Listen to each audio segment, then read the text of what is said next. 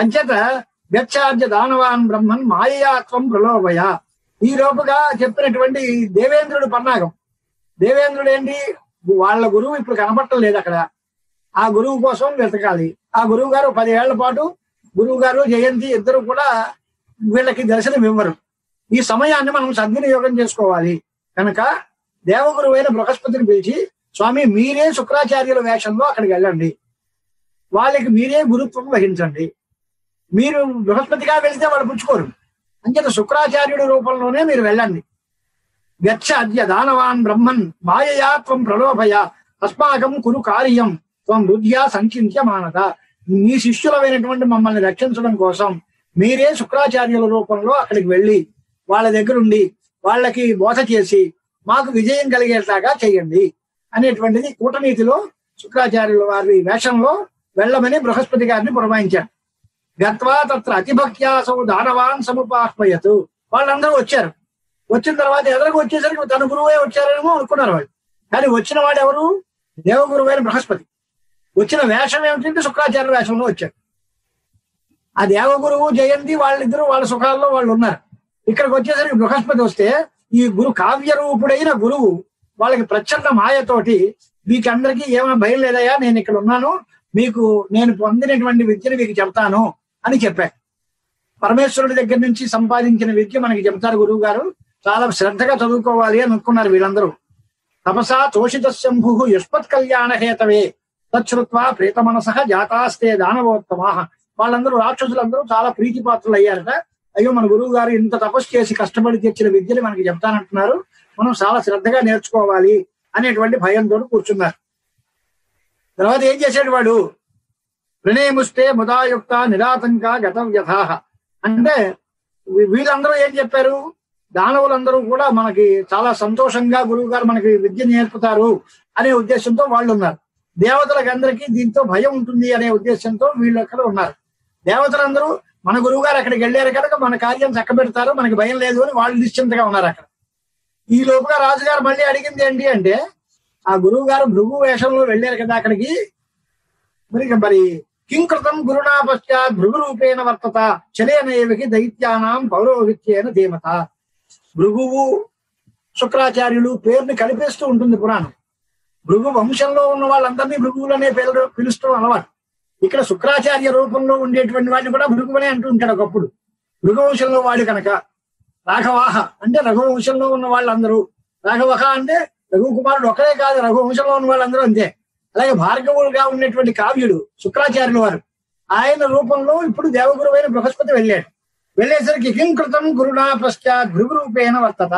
భృగు రూపంలో ఉన్న గురువు ఏం చేశాడు అని అడిగాడు. భృగు రూపంలో ఉన్నాడా కావ్య రూపంలో ఉన్నాడా అంటే శుక్రాచార్య రూపంలోనే ఉన్నాడు. శుక్రాచార్యుడినే భృగు అనే పేరుతో వ్యవహారం చేస్తున్నారు అనమాట.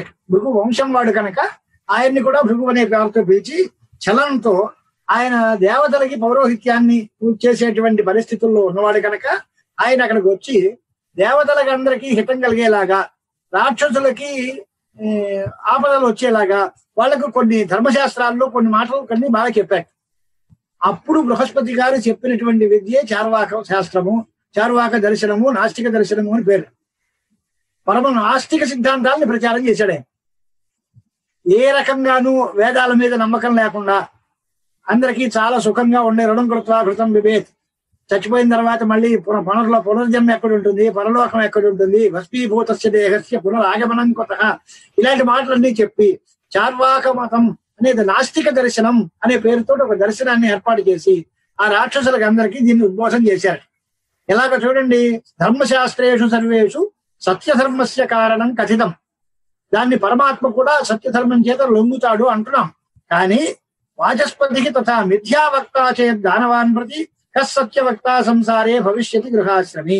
దీనిలో బృహస్పతి అంతటి వాడు ఈ అసత్యాన్ని ప్రచారం చేసి రాక్షసులందరినీ తప్పుదారి పట్టించేలాగా నాస్తిక దర్శన ప్రవర్తకుడు అయ్యాడు అంటే ఇంక ఈ లోకంలో సత్యాన్ని మిలిచేవాడు ఎవడున్నాడు?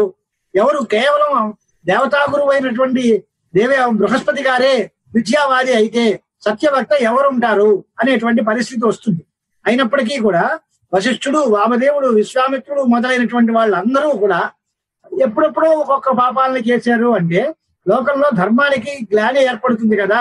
అలాంటి పరిస్థితుల్లో శివుడు గాని, విష్ణువు గాని, దేవేంద్రుడు గాని, ఈ వీళ్ళ పరిస్థితుల్లో బృహస్పతి గారు గాని, వీళ్ళందరూ కూడా ఇలాంటి పొరపాట్లు చేసినట్టుగా మీరు చెబుతున్నారు. మరి ఈ పరిస్థితుల్లో మాకు ఎవరిని నమ్మాలి అనే ప్రశ్న రాజుగారు చేశారు. చేస్తే దానికి సమాధానం చాలా అందమైన మాట, ఒకటే మాట. రాగి విష్ణు శివో రాగి బ్రహ్మ అపి రాగ సంయుత రాగవాన్ కిం అకృత్యం వై నకరోతి నరాధిప. రాగము అనేటువంటిది ఒకటి వస్తే ఆ రాగముతో కూడినటువంటి వాడు బ్రహ్మే అవ్వచ్చు, శివుడు అవ్వచ్చు, విష్ణువు అవ్వచ్చు, బృహస్పతి అవ్వచ్చు, దేవేంద్రుడు అవ్వచ్చు, ఎవడైనా వాడు తప్పు పని చేయక మాండు. రాగద్వేషాలే ప్రధాన కారణాలు.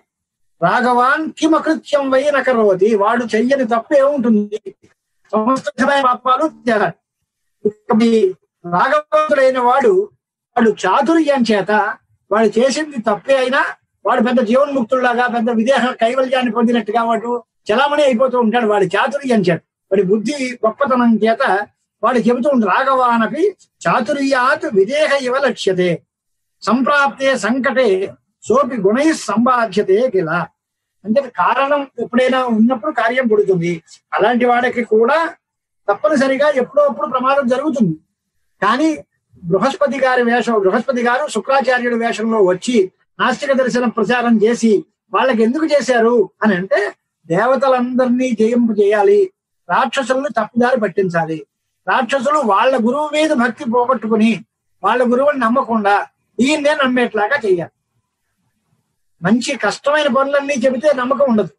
చాలా తేలికైన పనులు చేయడానికి వీలైన పనులు చాలా స్వేచ్ఛగా నీకు ఎలా తోస్తే అలా చేయడానికి పేర్లు చెప్తే బాగా చెప్పారండి అంటారు. ఇది చారువాక అనే మాటకు అర్థం ఏంటంటే చారు భక్తి చారువాక, అందంగా మాట్లాడేవాడు, చక్కగా మాట్లాడుతున్నాడు. ఆయన మాటలు మనకి అందరికీ సరదాగా ఉన్నాయి, చేయడానికి కష్టం లేదు, తేలిగ్గా ఉన్నాయి, శ్రమ లేదు, బాధపడక్కర్లేదు, హాయిగా సుఖంగా అనుభవించవచ్చు. బాగుంది, ఇది మరి ఈయన చెప్పింది ఇదే నా పరమేశ్వరుడు చెప్పినటువంటి ఉపదేశం అనేటువంటి మార్గంలో పోయి ఆ రాక్షసులందరూ కూడా బృహస్పతి చెప్పిన అపసిద్ధాంతం, నాస్తిక సిద్ధాంతాలని అవలంబించి చేసుకున్నారు వాళ్ళందరూ. దానికోసం సంసారోయం మహారాజా సదా ఏవం విధ స్మృత నాణ్యథా ప్రభవత్యేవ శుభాశుభమయ కిల. అంచేత దీనికి పర్యవసానం ఏమిటి అని అంటే, వచ్చినప్పుడు అప్పుడు తెలుస్తుంది విషయం. కానీ సుఖ దుఃఖాదుల కోసం పొందేటప్పుడు సుఖాన్ని పొందేవాడు కానీ దుఃఖాన్ని పొందేవాడు కానీ దానికి తగినటువంటి మార్గాలన్నింటినీ అన్వేషిస్తూ ఉంటారు. కనుక మనం అందరము కూడా చేయాల్సిన పని ఏంటి అని అంటే, ఎవడైనా మరణించక తప్పదు. తన ఆయుర్దాయం పోయిన తర్వాత, ఆయుర్దాయం పూర్తి అయిపోతే ఎవరైనా సరే చచ్చిపోతారు. స్వాయుషో అంతే పద్మజాత్యాహ క్షయమృత్యంతి పార్థివ ప్రభవంతి పునర్విష్ణు హర చక్రాదయ సురాహ. మళ్ళీ పుట్టుగా విష్ణుమూర్తికి అవతారాలు వచ్చాయి. ఆయన ఒక్కొక్కప్పుడు అవతార సమాప్తి చేయడం, మళ్ళీ పుట్టడం, ఇలాగే జరుగుతూనే ఉన్నాయి. అంచేత మీకందరికీ పుట్టుక వీటిలో ఎంత ఆశ్చర్యం లేదు, సంస్కారం అని ఇలాగే ఉంటుంది. అందుకే కామక్రోధాదులతో ఎవడైతే కూడి ఉంటాడో అలాంటి వాళ్ళందరూ కూడా ఈ సంసారంలో పడికి తప్పదు. ఎలా దుర్లభ తద్వినిర్ముక్త పురుష పరమార్థవిత్. ఆ కామక్రోధాదులు రాగద్వేషాదులు లేకుండా ఉండేటువంటి మనిషి ఈ లోకంలో దొరకడు. అలాంటి వాడు ఎవడైనా ఉంటే వాడు చక్కగా పూర్తిగా సుఖాన్ని ఆనందాన్ని అనుభవించవచ్చు. కానీ బృహస్పతి గారిని మాట చూసి మాట, తస్మాత్ బృహస్పతి భార్య శశినారంభిత పునః. బృహస్పతి గారి భార్య తార అమ్మవారిని చంద్రుడుగా దేవాలయం పోయాడు. అంటే ఈ రకంగా చూసి మాట అయితే ఎవరూ కూడా దీనిలో తప్పించుకు తిరిగిన వాళ్ళు ఎవరూ లేరు. అందరూ కూడా దీనికి కారణం ఏమిటి అని అంటే, ఆరాధిత మహేశాని దయావత్ కురుతే కృపాం తావత్ భవేత్ సుఖం కస్మాత్ కోణ్యోస్తు దయయాయుత. అంటే ఏం చెయ్యాలి అంటే, ముక్తిని పొందాలి, మంచి మార్గాన్ని అనుసరించాలి అని అంటే ఆ జగదంబిక మహామాయా స్వరూపంగా ఉండేటువంటి ఆ మహేశాని ఆరాధిస్తే, ఆవిడ దయ చూపితే అప్పుడు మనం దానిలోంచి బయటపడాలి. కానీ అలా కాకుండా ఉంటే మనం అందరం దానిలోంచి బయటపడడం అనేది అసాధ్యం అని చెప్పారు. అని చెప్పి తావత్ భవేత్ సుఖం కస్మాత్ కోణ్యం వస్తే దయయాయుత. ఆ జగదంబ తప్ప మిగతా వాళ్ళలో దయావంతులు ఎవరున్నారు, వాళ్ళని ఆశ్రయించుకుంటే మనమేమవుతాము. అంచేత మనందరం కూడా నిచ్చినెక్కి పైమెక్కి నుంచి కింద పడిపోయేట్లాగా ప్రతి చోట కూడా జాగ్రత్తగానే ఉంటాం. ఎప్పుడు అంటే మానుష్యం దుర్లభం ప్రాప్య సేవిత మహేశ్వరి. మనుష్య జన్మని పొంది దుర్లభమైన మానవ జన్మ పొందినప్పుడు కూడా అమ్మవారిని కనుక మనం ఆరాధించకపోతే వాడి పరిస్థితి ఎలాంటిది అంటే పెద్ద నిచ్చెనెక్కి ఆఖరి మట్టి మీద వెళ్ళాడు, ఆ వేడి వేరుమని కింద పడ్డాడు. వాడు పడ్డాడంటే మనం ఏం చేస్తాం? అది అక్కడికి వెళ్ళినప్పుడు జాగ్రత్తగా ఉండాలి. అక్కడి నుంచి ఆ అడుగు కాస్త జాగ్రత్తగా వేస్తే గమ్యం చేరిపోతారు. కానీ ఆఖరి మట్టి మీద కింద పడిపోయినట్టుగా బ్రాహ్మణ జన్మేతి మనుష్య జన్మేతి మహేశ్వర పూజ చేయకపోతే వాళ్ళందరూ కూడా నిశ్రేణికాగ్రాత్ పతితాహ అథ ఇచ్చేవ విద్మహే, అలాంటి నిచ్చెన మించి జారిపోయిన వాళ్ళే అని అర్థం. చేత విశ్వమంతా కూడా గుణత్రయ మిశ్రమైన, అహంకార ఆవృతమైన, అసత్య సంబద్ధమైన, రకరకాలైనటువంటి సుఖ దుఃఖాల్ని కల్పించేటువంటి వ్యవహారం కనుక హిత్వా సర్వం తత సర్వై సంసేవ్యా భువనేశ్వరి. ఇప్పుడు భువనేశ్వరి మాత్రం స్తోత్రం చెయ్యి, ఆరాధించు అని చెప్పారు. మరి గురువు ఏం చెప్పాడు అక్కడ అని అంటే, ఆయన చెప్పినటువంటి ఉపన్యాసం చాలా అందమైనటువంటి ఉపన్యాసం, చాలా అద్భుతంగా చెప్పాడు. అహింస చాలా ప్రధానం. ఆయన హింసాపరులైనటువంటి యజ్ఞయాగాదులు చేసేటువంటి దేవతలు చెప్పే విధానం చాలా పొరపాటు. దానిలో అన్ని హింసలు చెబుతున్నారు కనుక ఆ వేదాలను మానేయండి, ఆ యజ్ఞయాగాదుల జోలికి వెళ్ళకండి, వేదాలని నమ్మొద్దు, యజ్ఞయాగాదులు చేయొద్దు.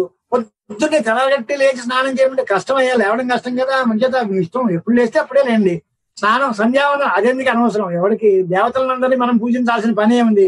స్నాన సంధ్యావందనాదులు అక్కర్లేదు, శౌచ ఆచారాదులు అక్కర్లేదు.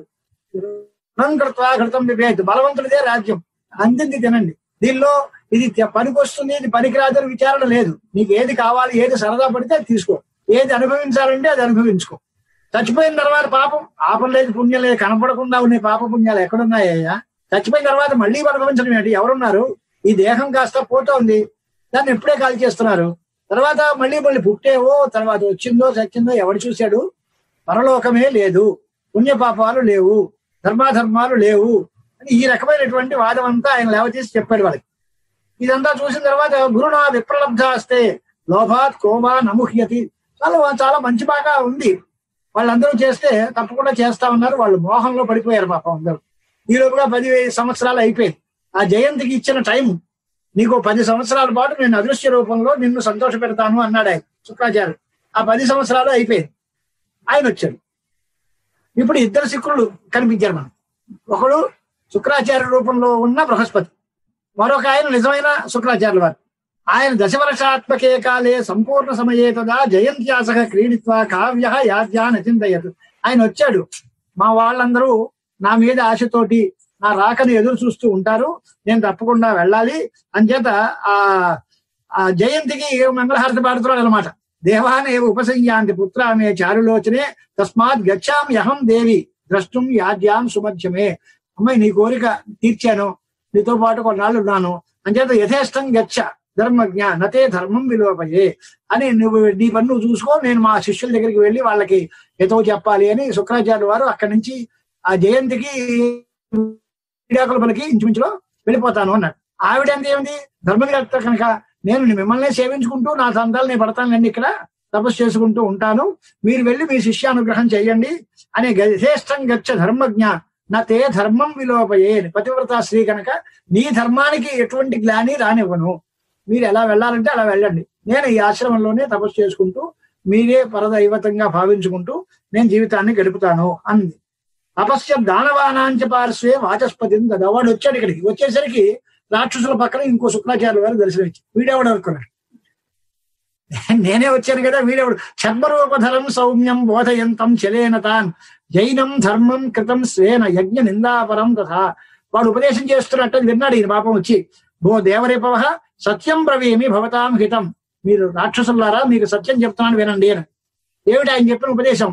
అహింస పరమో ధర్మ, అహింసయే పరమధర్మము.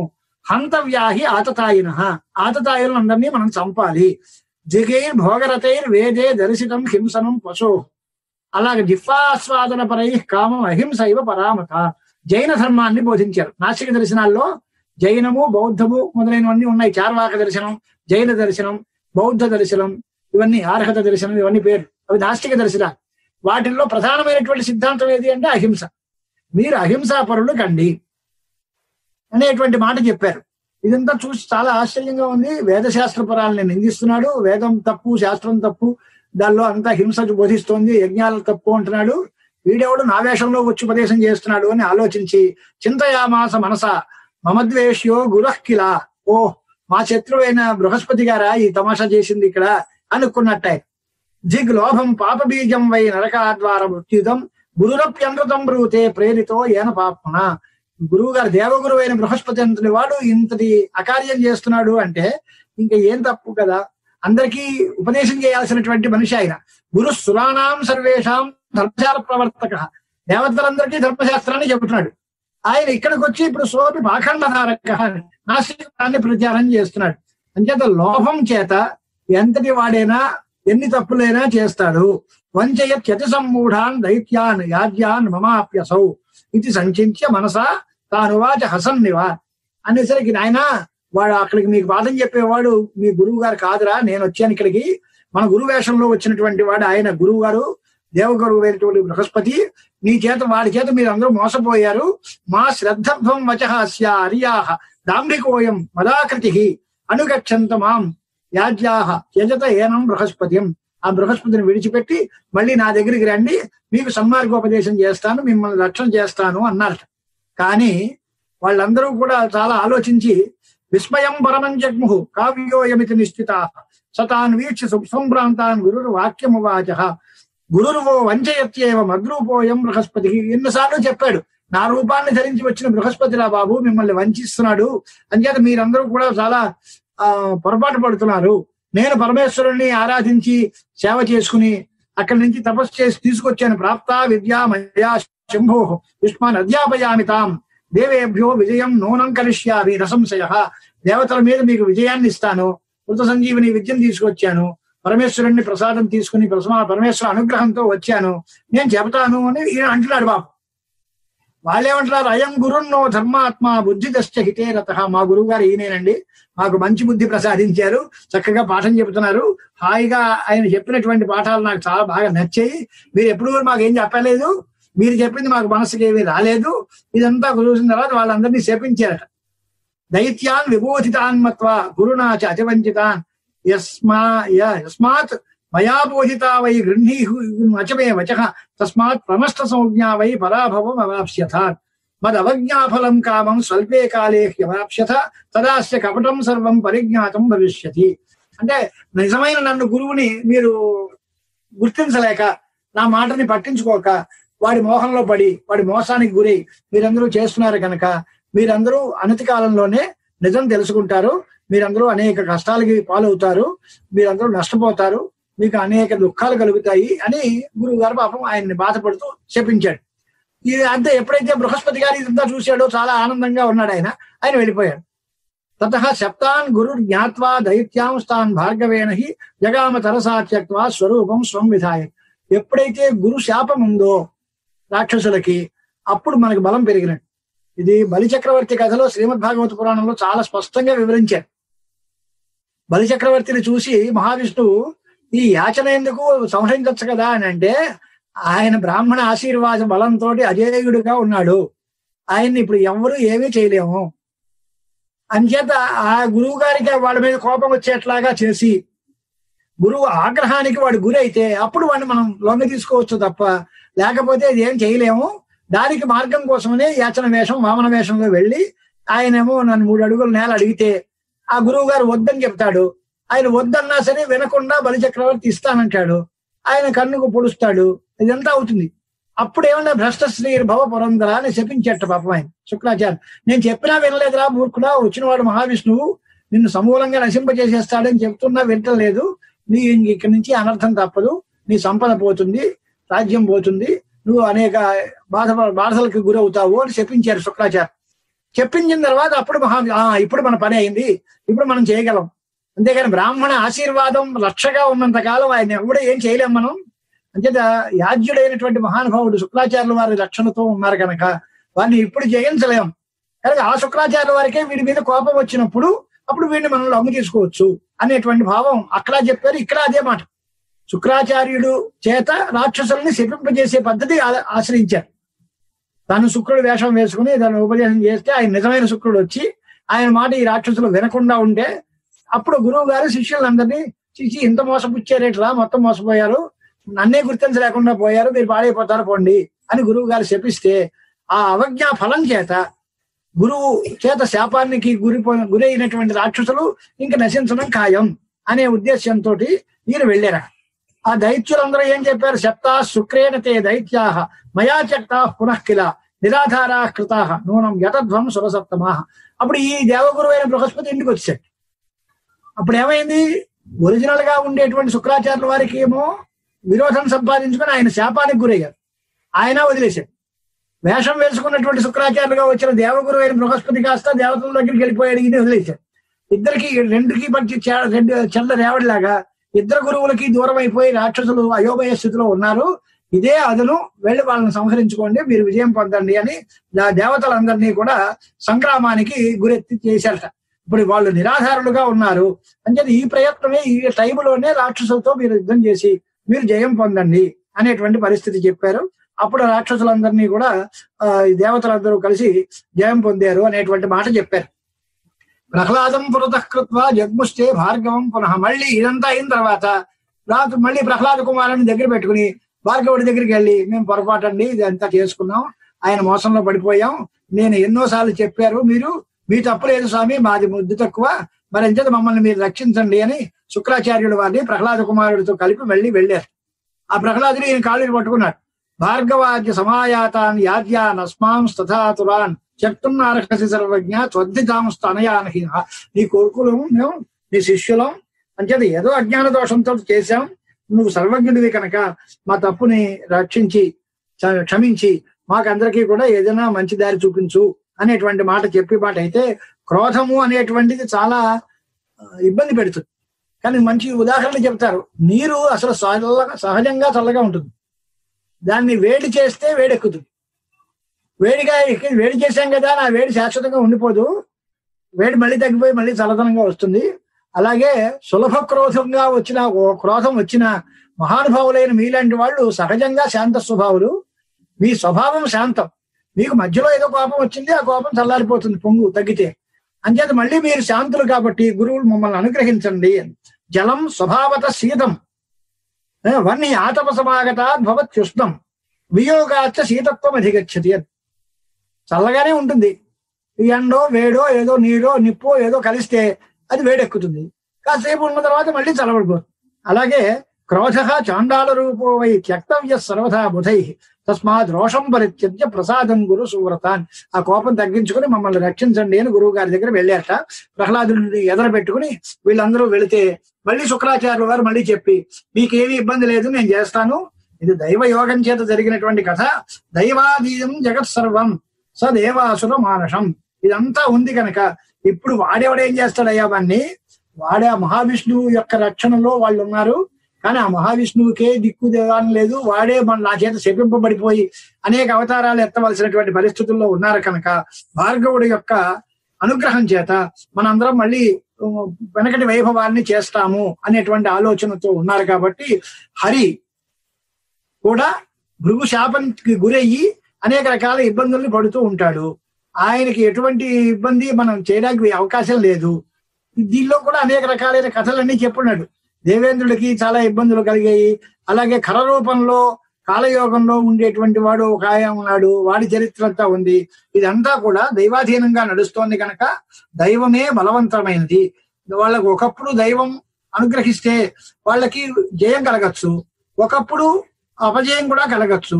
కానీ దాని అంతటి మాత్రాన వచ్చి పూర్తిగా మనం ఓసారి జయించాం కనుక మనంతటి వాళ్ళు లేరని విర్రవీగడం కానీ, ఒకసారి అపజయం వచ్చింది కనుక తర్వాత మళ్ళీ ఎప్పుడు ఇంకా మనకి అభివృద్ధి లేదు అని కానీ ఏమి ఉండక్కర్లేదు. వర్తమానే మహాయుద్ధే చక్రేణ ప్రతిపాలితా జయమాపు తదా దైత్యా ప్రహ్లాద ప్రముఖా నృప తదైవ ఇంద్రో గురోర్వాక్యాత్ సర్వ దుఃఖ వినాశినీం సస్మార మనసా దేవీం ముక్తిదాం పరమాం శివాం అని ఆ దేవేంద్రకృతమైనటువంటి పరమ మంగళకరమైనటువంటి స్తోత్రం, అమ్మవారి స్తోత్రం. దాంతో మనం ఇవాళ ఈసారికి ముగించేద్దాం. జయదేవి మహామాయే శూలధారిణి చ అంబికే శంఖ చక్ర గదాపద్మ ఖడ్గహస్తే అభయప్రదే.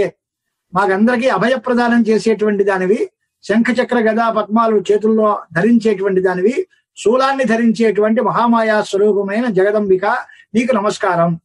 నమస్తే భువనేశాని శక్తి దర్శన నాయికే దశతత్వాత్మికే మాత మహాబిందు స్వరూపిణి. దశ మహావిద్యలో అనే పేరుతో పిలుస్తూ ఉంటారు.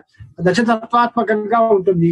మహాకుండలిని రూపే సచ్చిదానంద రూపిణి ప్రాణాగ్నిహోత్ర విద్యేతే నమో దీపశిఖాత్మికే పంచకోశాంతర్గతే తుచ్చే బ్రహ్మస్వరూపిణి ఆనందకలికే మాత సర్వోపనిషదర్చితే. చాలా మంచి శ్లోకాలన్నీ ఉన్నాయి దీనిలో కూడా చివరికి మనకు కావాల్సిన మాట ఏంటి అంటే ధన్యాస్తయేవ తవ భక్తి పరా మహాంత సంసార దుఃఖరహితా సుఖ సింధు మగ్నాహ అని మాట ఉంది.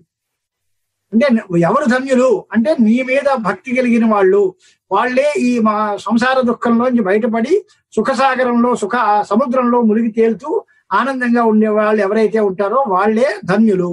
ఏ భక్తిభావ రహితా నకదాపి దుఃఖాంభవతి నిక్షయ తరంగం ఉమే తరంతి.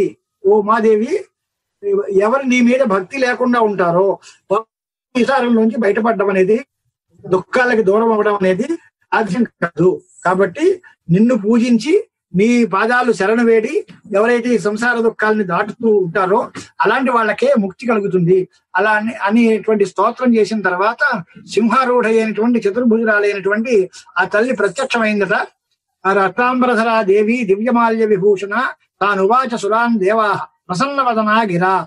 దేవతలందరితో కలిపి ఆ ప్రసన్నవదన అయినటువంటి దేవి చెప్పింది, భయం త్యజంతు భో దేవాహ శం విధాస్యే కిల అసనా.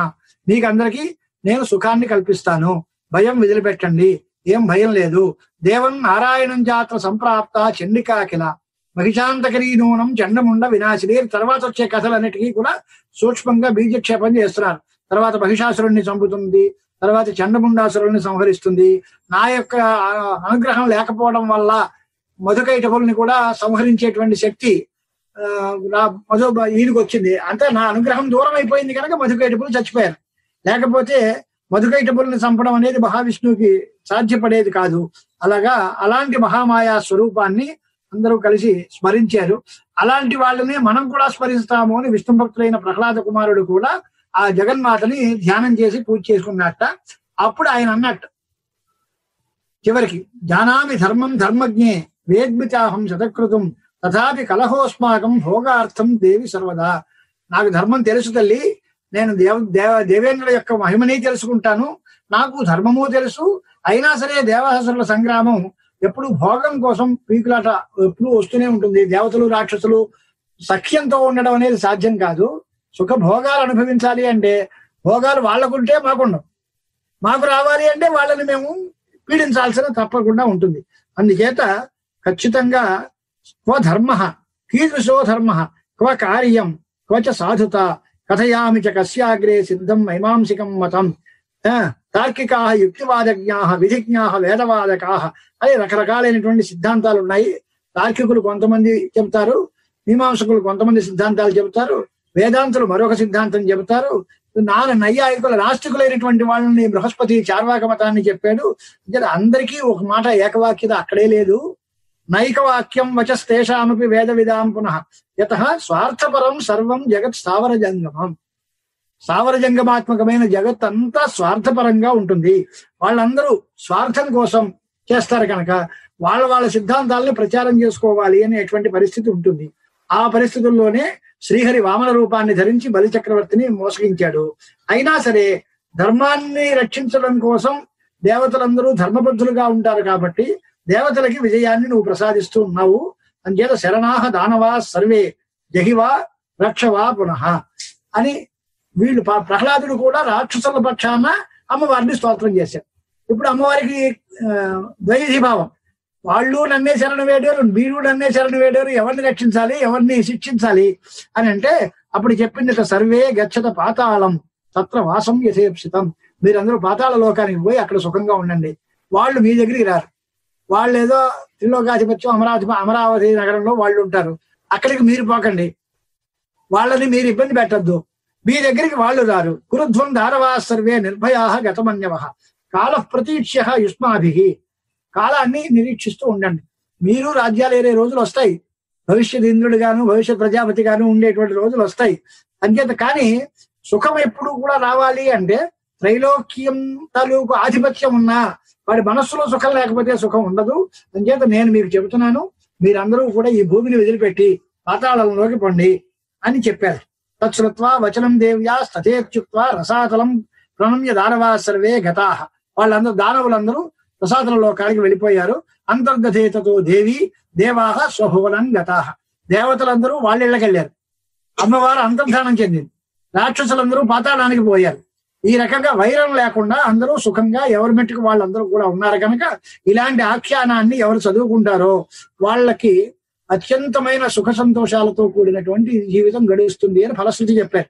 ఏతదాఖ్యానమఖిలం యశృణోతి వదత్యథ సర్వదుఃఖ వినిర్ముక్త ప్రయాతి పదముత్తమం అని పంచమాధ్యాయం సమాప్తి. ఆ తర్వాత భృగుశాపం చేత ఆయన అవతారాలు ఎత్తాడు కదా, ఆ అవతారాల్లో ఎన్నెన్ని అవతారాలు ఎత్తారు, విశేషంగా ప్రస్తుతంలో ఉండేటువంటి కృష్ణావతార కథ ఏమిటి అని జనమేజయ మహారాజు అడిగితే వ్యాసుల వారు ఆ అవతార కథకి దారి తీస్తున్నారు. తర్వాత మహావిష్ణువు యొక్క అవతార కథలు, తర్వాత విశేషంగా కృష్ణావతార కథ మళ్ళీ మంగళవారం నాడు మళ్ళీ చూసుకుందాం. స్వస్తి ప్రజాభ్యః పరిపాలయంతాం న్యాయేన మార్గేణ మహీం మహీషాః గోబ్రాహ్మణేభ్యః శుభమస్తు నిత్యం లోకాః సమస్తాః సుఖినో కాలే వర్షతు పర్జన్యః పృథివీ సస్యశాలినీ దేశోయం శోభరహితః బ్రాహ్మణాః సంతు నిర్భయాః సంతు పౌత్రిణః అథనాః సంతు శరదాం శతం. మంగళం కోసలేంద్రాయ వహనీయ చక్రవర్తి తనూజాయ సార్వభౌమాయ మంగళం.